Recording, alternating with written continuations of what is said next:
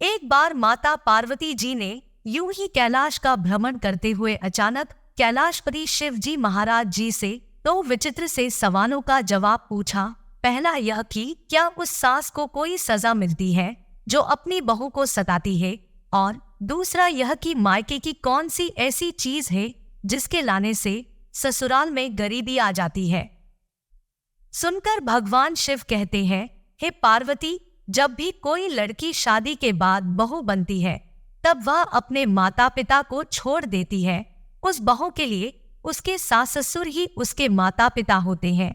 यही कारण है कि हर सास ससुर अपनी बहू से बहुत प्यार करते हैं और ऐसा होना भी चाहिए। हर सास ससुर को भी उसे अपनी बेटी की तरह ही प्यार देना चाहिए। भगवान शिव कहते हैं, हे पार्वती, तुम्हारी तसल्ली के लिए अब मैं एक छोटी सी कहानी द्वारा अपनी बात को तुम्हें समझाने की कोशिश करता हूँ। एक बार एक छोटा सा गांव था, रामपुर। उस गांव में एक बूढ़ी औरत रहती थी। बुढ़िया थोड़ा क्रूर स्वभाव की थी। उसका एक बेटा और एक बहुत ही डॉट। बहू बहुत सीधी थी, इतनी कि एक गाल पर मारो तो दूसरा गाल आगे कर दे, और बेटा भी माँ की हर बात मानता था। पर समस्या यह थी कि बुढ़िया के बेटे को गांव में काम नहीं मिलता था। गरीबी बहुत ज्यादा थी और जमीन भी इतनी नहीं थी कि बुढ़िया का बेटा उस जमीन पर काम करके परिवार का खर्चा चला सके। इसलिए अक्सर वह काम की तलाश में दूसरे गांव जाता रहता था, लेकिन वहां से उसे रोज रोज घर आने का समय नहीं मिलता था। उसे साल में एक बार कुछ दिनों की ही छुट्टी मिलती थी, इसलिए उसे अपनी पत्नी की भी बहुत चिंता रहती थी। जब भी उस बुढ़िया का बेटा अपने घर से दूसरी जगह काम करने जाता तो हमेशा अपनी माँ से कहता कि माँ, अपना ख्याल रखना और मेरी पत्नी का भी, क्योंकि मैं रोज यहाँ नहीं आ सकता। तब बुढ़िया अपने बेटे की बात सुनकर कहती कि हाँ बेटा, तुम बिल्कुल चिंता मत करो, मैं तुम्हारी पत्नी का अच्छे से ख्याल रखूंगी, तुम जरा भी चिंता मत करो। इस तरह बुढ़िया अपने बेटे को सदा झूठी सांत्वना देकर घर से दूर काम करने के लिए भेज देती और फिर बेटे के चले जाने के बाद अपना असली रंग में आ जाती, यानी उसे बहुत परेशान करती। समय धीरे धीरे बीत रहा था। बहू अपनी सास के जले कटे ताने सुनकर भी चुप रहती थी और कभी भी अपनी सास को जवाब नहीं देती, क्योंकि वह बहुत संस्कारी थी और अपनी सास को अपनी माँ की तरह प्यार करती थी। एक दिन बुढ़िया का बेटा छुट्टी पर आया और कुछ दिन के लिए घर पर ही रुक गया डॉट, लेकिन उसकी पत्नी ने उससे अपनी सास की कभी कोई शिकायत नहीं की। फिर छुट्टियों के बाद जब उस बुढ़िया का बेटा दोबारा काम पर जाने लगा तो जाने से पहले उसने अपनी माँ से कहा, माँ, मेरी पत्नी का ख्याल रखना। अपने बेटे की बात सुनकर बुढ़िया बोली, ठीक है बेटा, तुम चिंता मत करो। अरे, वह तुम्हारी पत्नी ही नहीं है बल्कि मेरी बेटी भी है। इस तरह बेटे के चले जाने के बाद पूरे घर पर वह बुढ़िया अपना राज चलने लगी। वह बहू से न सिर्फ घर का सारा काम करवाती बल्कि उसे खाने के लिए भी परेशान करती। वह उससे खाना बनाना, बर्तन धोना, पानी भरना आदि सभी काम करवाती, यानी पूरे दिन कोहलों के बैल की तरह काम करवाती रहती और आराम करने का थोड़ा सा भी समय नहीं देती डॉट। बेचारी बहू यह सारा दर्द चुपचाप सहती रहती और उसने कभी उफ तक नहीं की, न ही सास को कभी कोई पलटकर जवाब दिया और न ही बुढ़िया के विपरीत जाकर कभी कोई काम किया, बल्कि सदैव बुढ़िया के कहे अनुसार ही चलती। फिर भी बुढ़िया को अपनी बहू पर दया नहीं आती। वह दिन रात उसे सताती ही रहती। बहू ने भी कभी अपने पति को नहीं बताया कि सासू माँ मुझे बहुत परेशान करती है, क्योंकि वह घर में कलह पैदा करना नहीं चाहती थी। ऐसे ही दिन बीतते जाते हैं और एक दिन सास को पता चलता है कि हमारी बहू गर्भवती है, तो वह सदमे में आ जाती है और जीविकोपार्जन के बारे में सोचती है। सोचती है कि मेरा बेटा अकेला है और ऊपर से एक और बच्चा आ जाएगा तो एक और मुंह खाने को हो जाएगा। ऊपर से बच्चे के जन्म के बाद उसकी देखभाल के चक्कर में बहू कोई काम भी नहीं करेगी, सारा काम मुझे ही करना पड़ेगा। यूं तो हर सास चाहती है कि हमारे घर जल्द ही बेटा या बेटी हो, लेकिन वह सास तो कुछ अलग ही मिट्टी की बनी थी। वह नहीं चाहती कि हमारी बहू के कोई बच्चा हो, इसलिए अब वह अपनी बहू को पहले से भी ज्यादा परेशान करने लगी। और बहू तो जैसे गाय समान थी, पलटकर कभी कोई जवाब नहीं दिया। इस तरह कुछ महीने बीत गए। फिर बहू के प्रसव का समय नजदीक आ गया। एक दिन प्रसव पीड़ा के कारण उसने अपनी सास से कहा, माँ जी, तुम जल्दी से जाकर दाई को बुलाओ। इस पर सास नाराज हो बोली कि दाई की कोई जरूरत नहीं है, मैं तुम्हें एक नींबू देती हूँ, तुम यह नींबू ले लो और तुम दूर जंगल में जाकर इसे खा लेना। इस नींबू से तुम गर्भवती हो जाओगी, लेकिन मेरी एक बात ध्यान से सुन, अगर तुम्हारे कोख से बेटा हो तो ही उसे लेकर आना, और अगर बेटी हो तो उसे घर मत लाना। भगवान शिव कहते हैं कि है पार्वती, वह पुत्रवधू दर्द से पीड़ित होने पर भी सास के बताए रास्ते पर चलती है और वह एक नींबू लेकर उस जंगल में चली जाती है जिसके बारे में उसकी सास ने उसे बताया था। फिर नींबू खाते ही वह एक बेटी को जन्म देती है। बहू ने बड़े प्यार से उस बेटी को दुलारा, उसे दूध पिलाया। क्योंकि बेटी नींबू खाने से पैदा हुई थी, इसलिए बहू ने अपनी बेटी का नाम निम्बावली रखा। फिर उसे पास ही एक पेड़ के खोखले में पड़े एक बर्तन में रख दिया और उस पेड़ पर रहने वाले पक्षियों से कहा कि अगर मैं अपनी बेटी को घर ले जाऊंगी तो मेरी सास इसके साथ साथ मुझे भी मार डालेगी, इसलिए मैं अपनी बेटी को इस जगह पर आपकी देखभाल में छोड़ रही हूं। हे पक्षियों, मेरी बेटी का ख्याल रखना। भगवान शिव कहते हैं, हे पार्वती। इतना कहकर बहू घर वापस आ गई। अब वह जैसे ही घर वापस आती है, धूर्त बुढ़िया तुरंत समझ जाती है कि उसने बेटी को जन्म दिया है, क्योंकि उन्होंने पहले ही कहा था कि अगर बेटा हो तो घर लेकर आना और अगर बेटी हो तो मत लाना। अब बहू ने भी डर के कारण सास को बता दिया कि उसकी बेटी हुई थी, इसलिए नहीं लाई। तभी अपनी बहू की बातें सुनकर बुढ़िया ने अचानक रंग बदला और रोने चिल्लाने लगी, चीखने लगी कि मेरी बहू ने अपने बच्चे को खा लिया, वह बच्चा खाने वाली डायन बन गई है।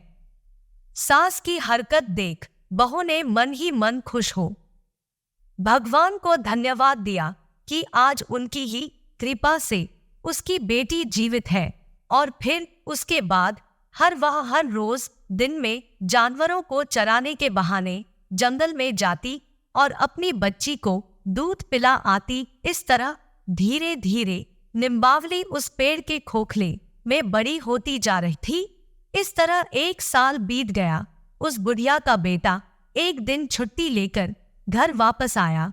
उसके घर में आते ही बुढ़िया नाटक करने लगी, बेटा मैं क्या बताऊं, तुम्हारा पत्नी इंसान नहीं डायन है जो जिंदा इंसान को खा जाती है। तेरी होने वाली संतान एक बेटी थी, लेकिन तेरी बहू ने अपनी ही बेटी को खा लिया। बेटा अपनी माँ के स्वभाव को जानता था। वह समझ गया कि जरूर यह माँ की ही कोई साजिश है, मगर फिर भी उसने अपनी पत्नी से कुछ नहीं पूछा और बहू ने भी उसे कुछ नहीं बताया, क्योंकि वह घर में किसी भी तरह का झगड़ा नहीं चाहती थी। भगवान शिव कहते हैं कि है पार्वती, अब कुछ दिनों के लिए घर पर रहकर बेटा फिर से काम करने दूसरे शहर चला गया। दूसरी ओर बहू फिर से प्रेग्नेंट हो गई। जब बुढ़िया को पता चलता है कि मेरी बहू दोबारा गर्भवती है, तो वह अचानक क्रोधित हो जाती है और अपनी बहू को पहले से भी ज्यादा प्रताड़ित करने लगती है। दूसरी बार जब 9 महीने पूरे हो जाते हैं और बहू को प्रसव पीड़ा होने लगती है, तो वह अपनी सास से पहले की तरह ही दाई को बुलाने के लिए कहती है।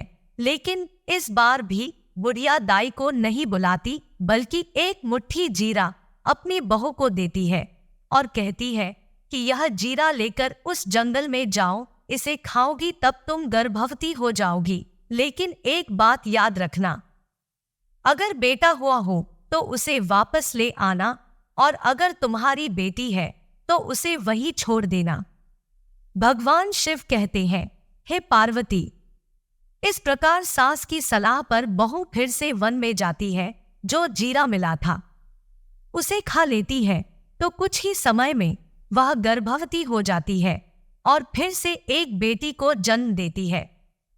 और क्योंकि उसकी बेटी जीरा खाने के बाद पैदा हुई थी, इसलिए उसने अपनी बेटी का नाम जीरावंती रखा और फिर उसे भी जंगल में छोड़कर वापस चली जाती है। बहू के घर पहुंचते ही बुढ़िया पहले से भी ज्यादा जोर जोर से चिल्लाती है और गांव वालों को बताती है कि इस बार भी उनकी बहू ने उनकी बेटी को खा लिया है, वह डायन है। लेकिन इस बार भी बहू अपनी सास की चीख पुकार को अनसुना कर देती है और दूसरी तरफ गांव वाले भी अब उस बुढ़िया की बातों पर ध्यान नहीं देते। भगवान शिव कहते हैं कि हे पार्वती, अब कुछ दिन बाद 1 वर्ष और समाप्त हो जाता है। उसका बेटा फिर से घर आता है। फिर बेटे के घर लौटते ही बुढ़िया पहले की तरह बहू के बारे में अपने बेटे से चुगली करती है। कहती है, बेटा, इस बार भी तुम्हारी बहू को बेटी हुई थी और पैदा होते ही वह फिर से अपनी बेटी को खा गई। वो डायन है, बहुत बड़ी डायन। इस प्रकार उस बुढ़िया की सारी जली कटी बातें सुनकर भी उसका पुत्र इस बार चुप ही रहा। न अपनी माँ से कुछ कहा और न अपनी पत्नी से कुछ पूछा। कुछ दिन घर पर रहने के बाद वह वापस काम पर गया तो उसकी बहू तीसरी बार फिर गर्भवती हो जाती है। इस बार बुढ़िया अपनी बहू को आम देती है और बहू उस आम को लेकर उसी जंगल में जाती है और खा लेती है। और भगवान की इच्छा देखिए, आम खाते ही वह फिर इस बार एक बेटी को जन्म देती है। उसका नाम उसने रखा आमवंती और फिर उसे भी एक बर्तन में रख पक्षियों को उसका ख्याल रखने के लिए कहकर वह अपने घर लौट जाती है। अब की बार वह बुढ़िया एक नई चाल चलती है। वह गांव में घर घर जाकर अपनी बहू की बुराइयां करती है कि उसके बेटे की बहू डायन है, 3 बेटियों को खा चुकी है। लेकिन बहू अपनी सास की एक भी बात का बुरा नहीं मानती। लेकिन बुढ़िया जिस तरह शोर मचाती है, उससे लोगों को भी लगने लगता है कि उसकी बहू वास्तव में ही कहीं बच्चों को खाने वाली डायन तो नहीं है। इसलिए लोग डर के मारे अपने बच्चों को घर में बंद कर देते हैं। धीरे धीरे यह बात चारों ओर फैल गई। उस बुढ़िया के बेटे को भी जब यह बात सुनने को मिली तो वह बहुत परेशान हो गया और मालिक से इजाजत लेकर तुरंत अपने गांव आया। और जब बुढ़िया का बेटा गांव में आता है तो यह खबर उस राज्य के राजा के कानों तक भी पहुंचती है। राजा एक सैनिक भेजकर बुढ़िया को दरबार में बुलाता है ताकि पूछताछ कर पूरे मामले की जांच की जा सके। बुढ़िया खूब मिर्च मसाला लगाकर राजा को बताती है कि महाराज, आपको शायद नहीं पता, मेरी बहू बहुत बड़ी डायन है। वह बच्चों को खा जाती है। उसने मेरी 3 पोतियों को जिंदा खा लिया है। तब राजा सिपाहियों को आदेश देता है, बुढ़िया की बहू जहां भी हो उसे लेकर आओ और तुरंत सूली पर चढ़ा दो। सिपाही आदेश का तुरंत पालन करते हैं और बुढ़िया की बहू को पकड़कर दरबार में ले आते हैं। राजा ने तब बहू से पूछा कि क्या तुम्हारी सास सच कह रही है? क्या तुमने अपनी 3 बेटियों को जिंदा खा लिया है? बहू चुपचाप सिर झुकाए खड़ी रही। बहू को चुप देखकर राजा को बुढ़िया की बातों पर और भी विश्वास हो गया और वह तुरंत अपने सैनिकों को उस बहू को सूली पर चढ़ाने का आदेश देता है। फिर सैनिक उसे सजा देने के लिए चौराहे पर ले जाते हैं। राजा और अन्य लोग भी वहां इकट्ठा हो जाते हैं। भोलेनाथ कहते हैं, हे पार्वती, जब उसकी बहू को सूली पर चढ़ाने की तैयारी हो रही थी, तभी उसका पति भी घर पहुंच जाता है और देखता है कि घर में मां और पत्नी दोनों ही नहीं है, घर पर ताला लगा हुआ है।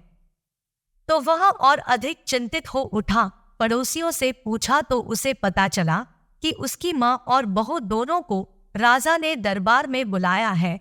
तब बुढ़िया का बेटा भी डरकर राजा के दरबार की ओर भागा। वहां उसे पता चला कि उसकी तो पत्नी को ही चौराहे के बीच सूली पर चढ़ाने की तैयारी चल रही है और कुछ ही क्षणों में उसकी पत्नी को सूली पर चढ़ा दिया जाएगा।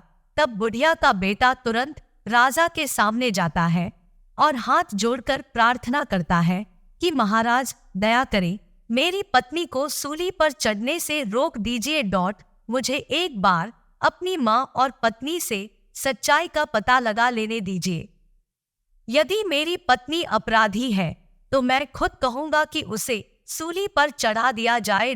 उसकी बात सुन राजा को कुछ दया आ जाती है और वह सूली पर चढ़ाने का आदेश कुछ समय के लिए रोक देता है। तब बुढ़िया के बेटे ने अपनी मां से पूछा, मां अब बताओ सच्चाई क्या है? बुढ़िया ने तब भी झूठ बोला और कहा कि हाँ, तुम्हारी पत्नी डायन है, उसने तुम्हारी तीनों बेटियों को खा लिया है। लेकिन उस बुढ़िया के बेटे को अपनी मां की बात पर विश्वास नहीं हो पा रहा था, क्योंकि वह जानता था कि उसकी पत्नी बहुत डायन नहीं है, वह अच्छी और संस्कारी महिला है, कभी झूठ नहीं बोलती, हमेशा मां की सेवा करती है। ऐसी महिला डायन कैसे हो सकती है?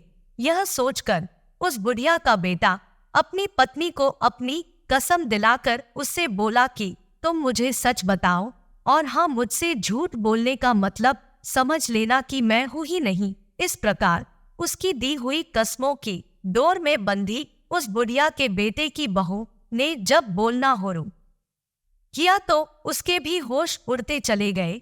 उसने अपने पति को सब बताया, सब कुछ, शुरू से अंत तक सब कुछ, यह भी कि कोई भी उसकी बात को सच मानने को तैयार नहीं होता था। इसलिए वह कहती है कि सच क्या है, देखना चाहते हो तो देखो, कहकर उसने अपनी तीनों बेटियों को जोर जोर से आवाज लगाना शुरू किया।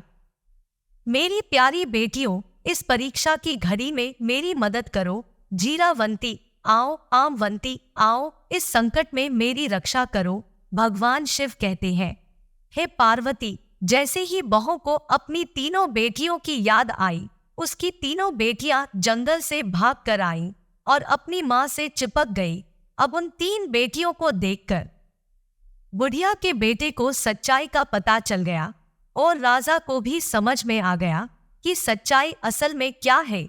तब राजा ने क्रोधित हो बुढ़िया से पूछा, अब तुम सच बताती हो या हम उगलवाएं सच? राजा का रवैया देखकर बुढ़िया डर गई और उसने सब कुछ सच सच सारी बातें बता दी, जिसे सुनकर राजा क्रोध तो बहुत आया मगर किसी तरह स्वयं पर नियंत्रण रखे रखा।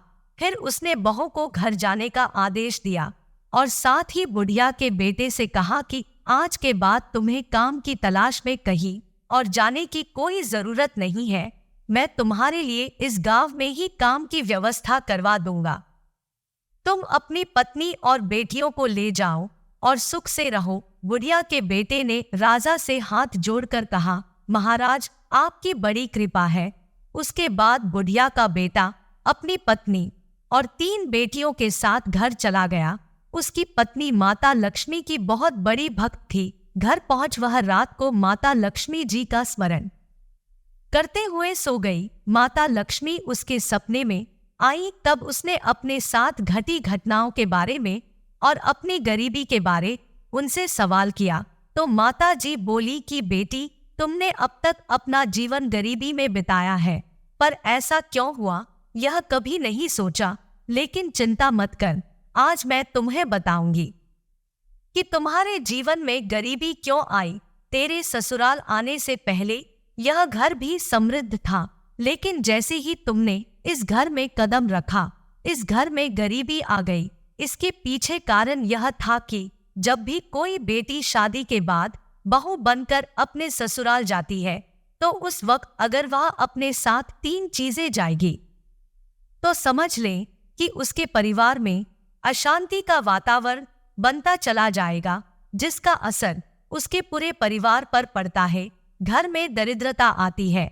इसलिए ध्यान रखना, 3 चीजें कभी भी मायके से ससुराल मत लेकर जाना। पहली चीज है चूल्हा। शादी के बाद रसोई की रस्म में बेटियां अपने मायके से मिले चूल्हे का अगर उपयोग करती है, यानी अगर कोई भी नवविवाहित दुल्हन अपने घर से चूल्हा लेकर ससुराल में प्रवेश करती है, तो इसका सीधा असर उसकी गृहस्थी पर पड़ता है, जिससे भाग्य की देवी नाराज हो जाती है और घर में दरिद्रता आने लगती है। दूसरी चीज है नमक तथा नंबर 3 है अचार।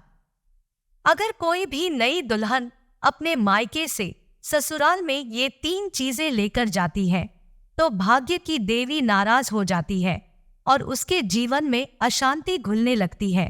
तो दोस्तों इन 3 बातों का ध्यान रखते हुए यह कहानी अपने परिवार में सभी को जरूर बताएं।